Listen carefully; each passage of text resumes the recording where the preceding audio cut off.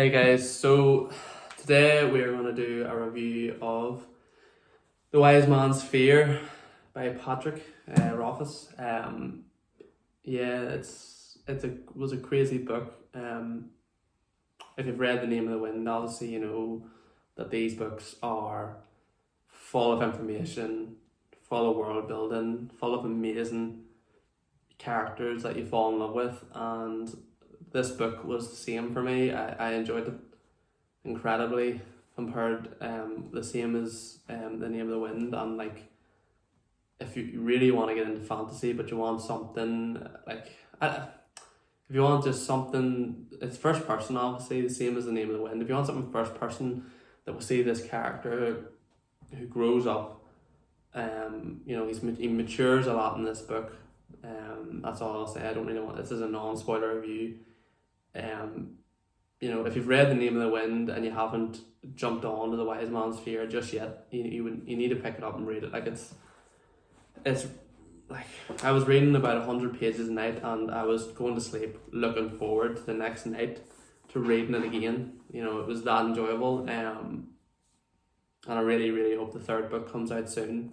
Now, if I compare it to The Name of the Wind, I did enjoy it just as much, but I don't think it was as good as The Name of the Wind, if that makes sense. Like, I enjoyed the reading, but I didn't think it was as kind of planned, like the structure and the planning of it. Like, there was about 100 pages in the middle of this book where I felt like it could have been shortened down, and I think I've watched other YouTube reviews who agree the same thing. I felt like that 100 pages could have been shortened a lot down.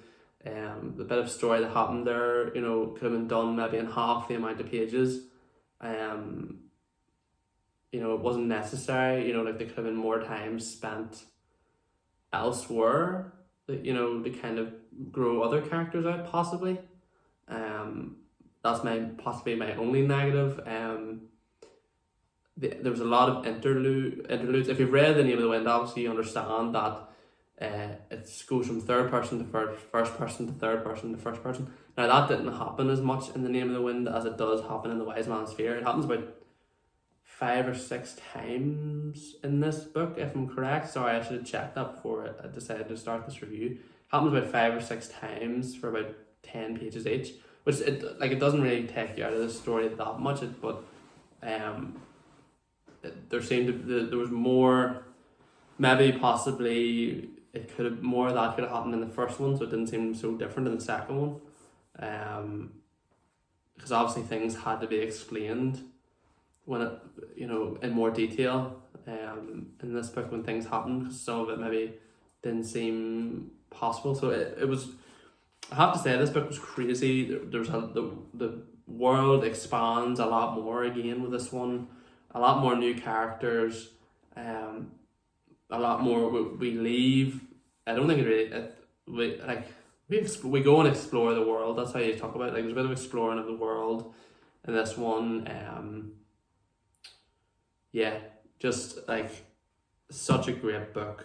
I really wish it hadn't been 11 years, I think now, since this one came out.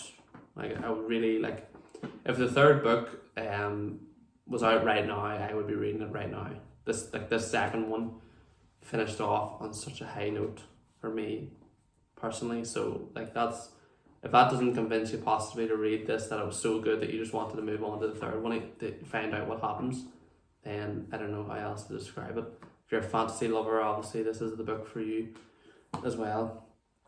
So yeah, I'll leave it at that. If you enjoyed this video, please like and subscribe if you're new. If you're a returning viewer, thank you as always for coming back and watching my videos. It means a lot.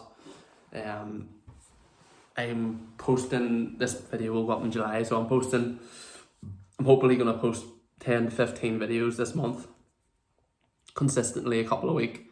So check out what I'm planning to read in July if you want to know what other books I'm planning to read. And check out my June wrap up so you can see what I read in June. But as always, I'll talk to you guys again soon.